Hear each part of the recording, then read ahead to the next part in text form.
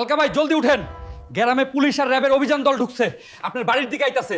আপনি এখন জলদি পালান, নাইলে দিব হান্দায়া। পুলিশ র্যাব এলাকায় ঢুকছে তাতে আমার কি? আমি ঘুমাই ডলারের বিছানায়, ওরা আইলে ওগরে একটা করে বান্ডেল দিয়ে দিমু।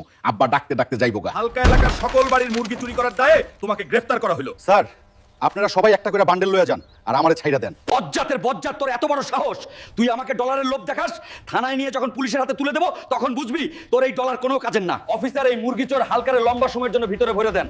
এই বেটা এলাকার সকল বাড়ির মুরগি চুরি করে বিশাল অবৈধ সম্পত্তির মালিক হয়ে গেছে। স্যার, আপনি একদম চিন্তা করবেন না, এই মুরগি চোরা হালকারে আজ ডিম থেরাপি দেবো, তখনও বুঝবে মুরগি চুরি করার কত মজা। কি রে প্রদীপ, আমার তুই ডিম থেরাপি দিবি তাই না?